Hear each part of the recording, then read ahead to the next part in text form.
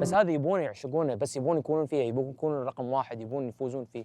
تعرف حتى المواتر اللي يصرفون عليهم ملايين يحطون في هالمواتر بس عشان هوب، بس شي 10 ثواني 20 ثانية خلاص حتى الماكينة تنقع وخلاص يعني مأساة.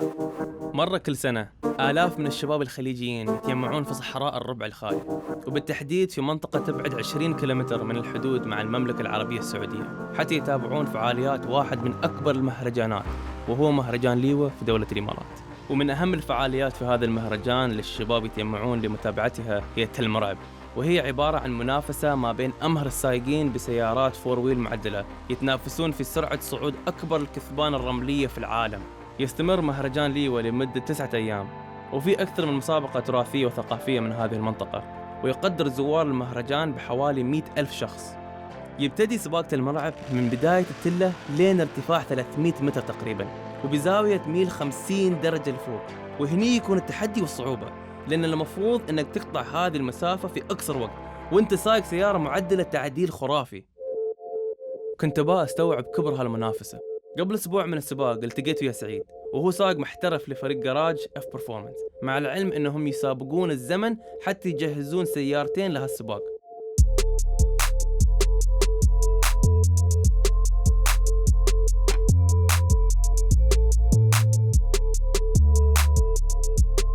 سعيد عمره 28 سنة ومحترف سباقات السيارات من 16 سنة تقريباً. هل هذا دوامك الرسمي أم عندك لا طال عمرك، أنا أشتغل وأدرس في نفس الوقت، وهذه هواية. ما شاء الله عليك شغال. أي والله ملحقين يعني. فأنت فزت قبل صح؟ حصلت نعم. مرتبات. أخذت الثاني وأخذت الثالث. هنا قاعدين يجهزون حق المسابقة. أي نعم. باقي تقريباً أسبوع. صحيح. فشو المعنوية؟ والله مستعدين إن شاء الله. سعيد خبرنا بأن التعديل مثل هذه السيارة لا يقل عن $100,000. هاي طبعا ماكينة جي تي ار مش ماكينة نيسان. فما عليها خوف في الأحصنة العالية. شو قوة الحصان؟ والله هذه متوقعين فيها تقريبا شيء قريب من 3000. أعوذ بالله. خاف ربك. ليش تخاف ربك يا اخوي؟ لا 3000 لا شو بتسوي فيه ومتى بتطير؟ كل ما زاد كل ما توفقت انت. شغل سعيد ماكينة السيارة حتى يعطينا إحساس بقوتها. اما ماكينة النيسان الليمت مالها شويه اقل عن يعني ماكسيمم وماكس اوت على 1800 1900. كل ما زادت قوه المحرك كل ما زادت نسبه الاعطال اللي فيه، ولكن هذه مجازفه الواحد يعني ياخذها. هذه فايبر جلاس. هذا فايبر جلاس نعم. والسيارة العادية مصنوعة من شو؟ يكون الومنيوم حديد لا يعني في على حسب السياره. هل أنت تقدر تتخيل حياتك بدون هالهواية؟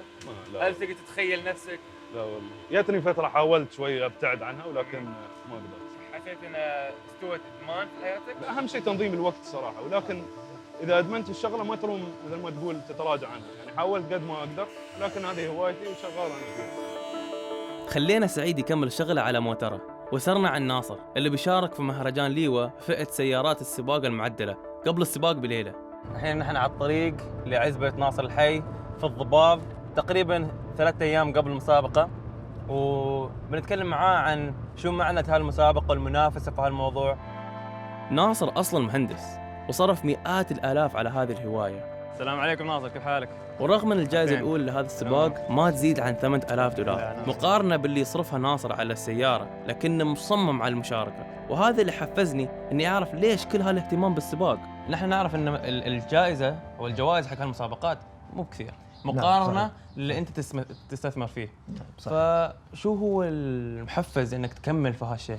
شوف هي مثل ما قلت لك هي هواية، فالهواية اليوم مش نحن ما نطلع مردود مادي فيها.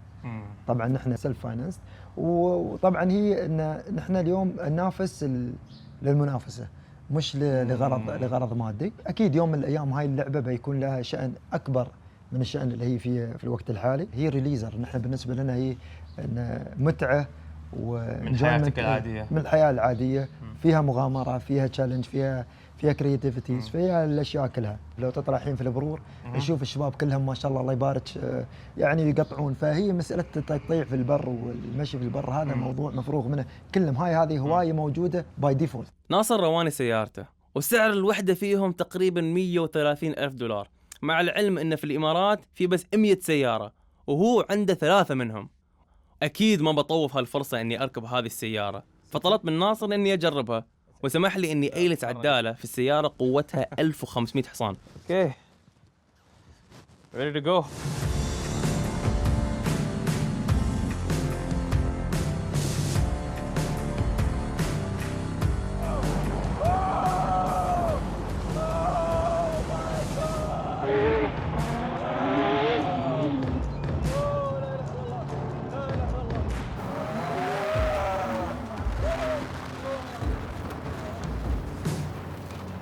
صراحة ما توقعت شيء، سرعة وقوة وعنف، الله يسامحك.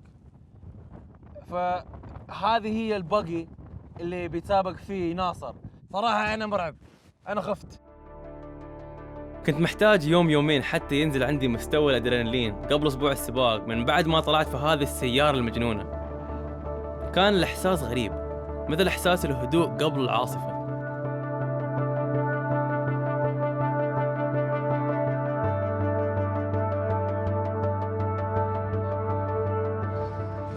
وين وين وين وين وين وين وين راح؟ شباب وين راح؟ لفة؟ وين؟ جينا عندك عشان نصورك، وين صرت؟ بس جربت ان كل شيء اوكي. كيف؟ وايد اوكي. اوكي؟ ممتازه. زين ادخل خلينا نتكلم شوي. طبعا متحمس لكني متمالك نفسي. الهدوء مطلوب، التركيز مطلوب، وان شاء الله يعني التوفيق للجميع. قبل السباق الرئيسي كان في سباقات جانبية بين السيارات المعدلة نفس اللي يسوقها ناصر، وفي الليل بدأت هذه الوحوش الميكانيكية تظهر أكثر.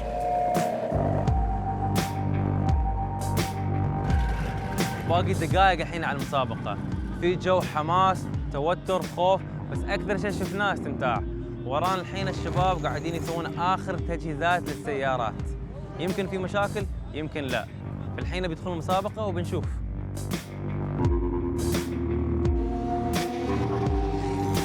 لحقنا سيارة ناصر لمكان السباق، عبارة عن طريق رملي طوله 91 متر، والمنافسة عبارة عن أسرع واحد يقطع هذه المسافة، واللي كل متسابق محاولتين.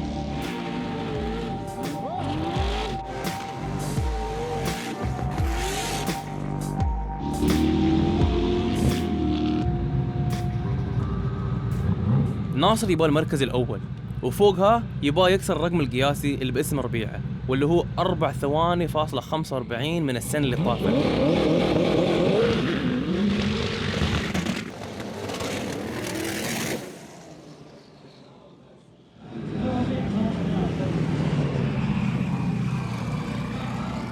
ناصر توه خلص وحصل 5.1، فبنشوف هذا يكفي عشان يفوز ولا لا.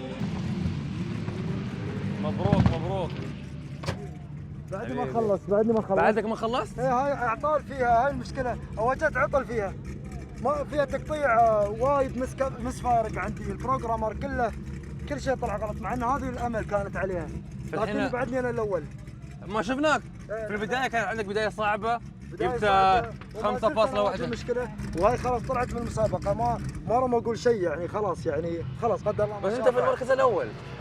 بس مش الاداء اللي كنت متوقعه من السياره، ولكن ان شاء الله الدعسه الاخيره، وان شاء الله اسوي زمن فيها احسن ان شاء الله. حبيبي يلا حبيبي. في المركز الاول، بس مو مستانس، مو يعني مو براضي على نفسه، يعني يبين انه هو مو مهتم بالمركز، هو مهتم بالانجاز في ناحيه السباق، بس مو بالمرتبه. هذه محاولته الثانية وفرصته الأخيرة إنه يكسر الرقم.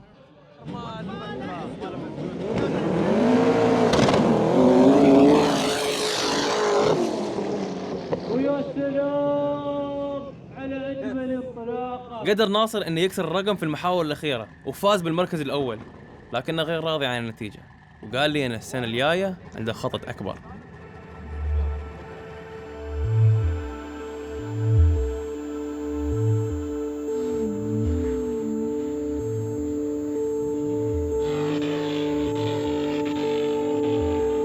تعلمت إن هذه المسابقة بدأت في التسعينات. أول مرة كان في 10 سيارات تتنافس بشكل غير رسمي، بحيث أن يتنافسون منو بيكون الأسرع من بينهم. من سنة 2002 استوى السباق في تل مرعب جزء من مهرجان ليوة بدعم من حكومة أبو ظبي. وصار حدث رسمي فيه تدابير سلامة وتنظيم على مستوى عالي. السباق يبدأ في الليل، لكن الجمهور المشجعين يوصلون لمضمار السباق من وقت. قررنا نطالع من فوق قمة المرعب حتى نشوف ونفهم وناخذ فكرة أفضل. فليش تحس إن الناس متهوسين في المرعب؟ ليش كلها الزحمة وكلها السيارات؟ شوف طال عمرك الزحمة عندنا شبابنا فيهم طاقة، الطاقة هاي ما يطلعونها إلا في أجواء تل مرعب. فهل تحس انه مهم ان اليهال يطلعون برا المدائن الحضريه انه يرجعون للتراث، اما تحس ان هذه بس وناسه المشكله هذا مو بتراث، كله سيارات يعني، لذلك لو يبعارين وكذا وجبال اقول تراث. صح. ما اتمنى انه يصير سيارات وتعديلات وخرابيط، هذه خاطره يعني برضه ولدك تخاف عليه يعني. هل تحس انه يوم يكون في مهرجانات مثل هذه انه يعطون فرصه للشباب اللي يبون يتهورون ان يكون عندهم مجال قانوني؟ يا سلام، مجال قانوني، مجال منظم، مجال يطلع اللي عنده بالتعديلات والامور هذه كلها هنا، بس داخل الديره لا تسوي شيء، لو ما طلعها داخل الديره راح يفرغها لشيء ثاني، قد يكون خطر، قد يكون حرام، قد يكون ممنوع شرعا او قانونا. صح. مخدرات ولا يطيح بشيء، لا يصير عنده فراغ، خليه يجي هنا يقضي له اسبوع اسبوعين يطيح اللي براسه.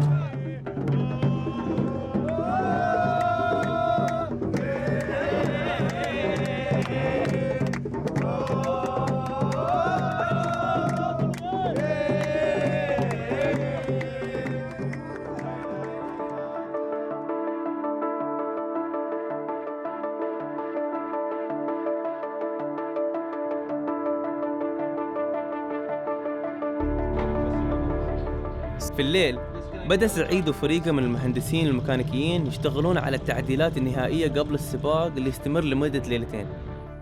هذا السباق يتكون من 4 فئات على حسب نوع السيارة. سعيد مشترك في 2 منهم، الV6 جير عادي والV6 جير اوتوماتيك. يقدر أي متسابق أن يشارك بأي سيارة 4 ويل درايف، لكن الكل يفضلون سيارة نيسان بترول لأنه أخف على الرمل. علشان تفوز لازم تطلع فوق التلة لمسافة 300 متر في أسرع وقت ممكن، وهو تحدي صعب بسبب كثافة الرمال والانحدار اللي هو 50 درجة تقريبا. في نهاية السباق يحصل الفائز على سيارة نيسان بترول جديدة.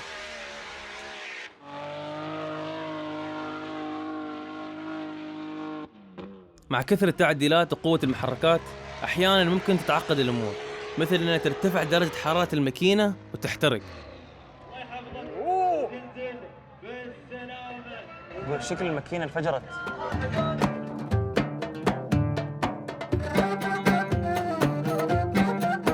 من ناحية ثانية عندك جمهور متحمس للمتسابقين مع أجواء البر وريحة البترول اللي تختلط مع ريحة الخشب المحروق والشاي.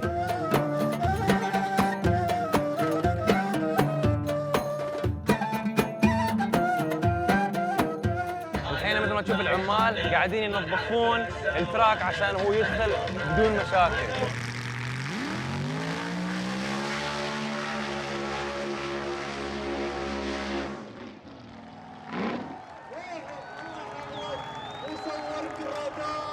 سعيد. هلا سالم. ايش حالك؟ الله يعافيك، كيف الحال؟ طيب. شو المعنوية؟ جاهزين تعملك جاهزين. شو الإعدادات؟ والله الحمد لله. الحين آخر مرة شفناك كنت تجهز حق المسابقة. صحيح. كان باقي لكم أسبوعين. صحيح. وكنتوا بتطلعون عشان تسوون الفاينل تيست. صحيح. فشو استوى من آخر مرة شفناك؟ والله سوينا تيست واحد وواجهنا مشكلة في السيارة. ما كان شيء نتمناه يعني، ولكن الحمد لله سيطرنا على المشكلة والسيارة جاهزة الحين. فكانت في مشاكل؟ نعم. فحليتوه خلاص؟ نعم. السيارة جاهزة الحمد لله، حلينا المشاكل اللي فيها وجاهزين الحين الحمد لله، مثل ما تشوف الشباب متجمعين. الحين انت كان عندك حتى قبل ما وصلت ب 20 دقيقة تعطلت السيارة. صحيح. السيارة اللي جايين فيها تعطلت. فانت مش خايف ان السيارة تتعطل وانت طالع؟ لا ان شاء الله ما تتعطل. ابد؟ لا ان شاء الله. يعني تعطلت في الجراج. صحيح. وتعطلت على الطريق. صحيح. بس واثق 100% انه ما بتتعطل وانت طالع. ان شاء الله ما فيها مشاكل. انت لا تيجي تقول تتعطل وتسوي لنا مشاكل. اسف الله ان شاء الله لا. كلمت سعيد قبل ما يجي دوره في السباق، ما أعرف ليش تمريت في سؤاله عن المشاكل اللي صارت قبل يوم. الحين سعيد بيشارك في السباق ويا 55 متسابق. بصراحة متضايق وحاسس إني نحسته. هذا السنة الثالثة اللي يشارك فيه وهو مصمم على الفوز.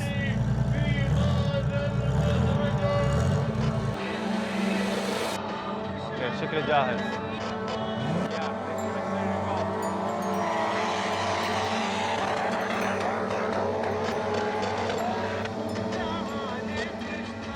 something happened to the engine. خسارة لأن الحين ما يقدر يضمن الفوز. يعني ما أعرف أقول صراحة، حرام.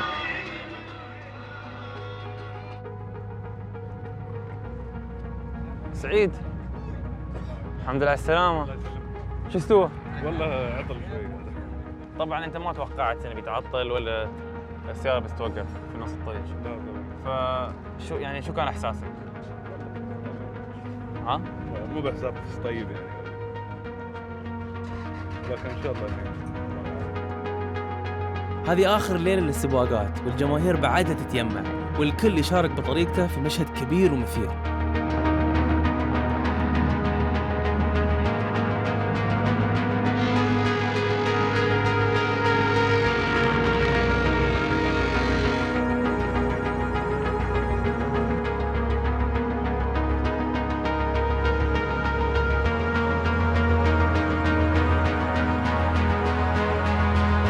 على رغم خسارة أمس، سعيد بعد عنده فرصة، فكلمت واحد من فريقه بويان عشان أفهم أكثر شو المشكلة اللي استوت امبارحة. Something else happened yesterday. What went down? It's a bit messy. Put it this way, the cars got put together in maybe 3 weeks, 3 to 4 weeks. Right, yeah. And we were trashing on both cars like crazy hours, and everything was just kind of put together very quickly. So it's not ideal. It's not like motorsport grade like wiring and stuff like that. So, but otherwise we wouldn't have made it here. But this engine is like it's never been ran here. So this is the engine from that's a first GTR car. engine actually. That's a GTR engine. And you guys put it in a fiberglass shell and tried to take it up a dune. Fiberglass refrigerator, basically. Yeah. Now these doors don't have any locks on them. So how easily could Saeed get out, assuming something bad? Oh my God. The nose of the car literally. When something like that happens, the first thing you got to do is stop the car, right? So, because otherwise you're gonna roll down the hill. Right. So you got to worry about like the car Handbrakes stopping and then like getting out of it as well. So it's quite difficult. Yeah, you have to be a little crazy to get up that hill. You can see it. I mean, I wouldn't come down it, let alone get up.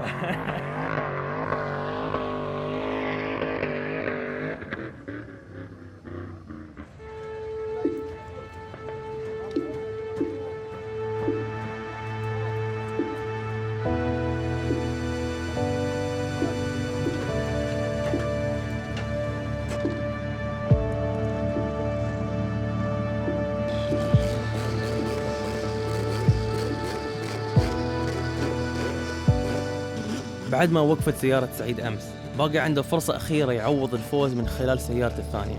كل شيء يعتمد على هذه اللحظة.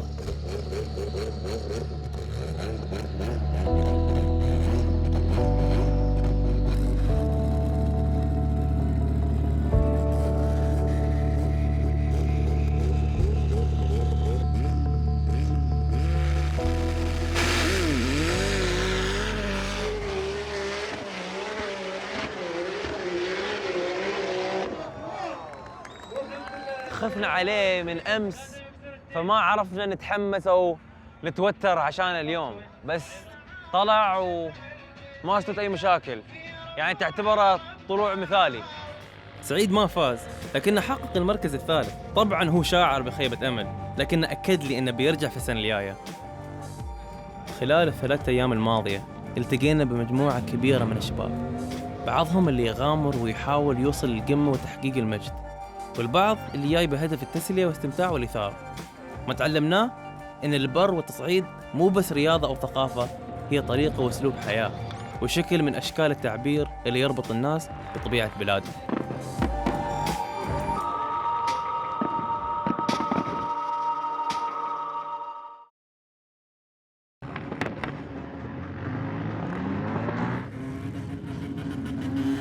قاعدين يحاولون يصعدون بالريوس.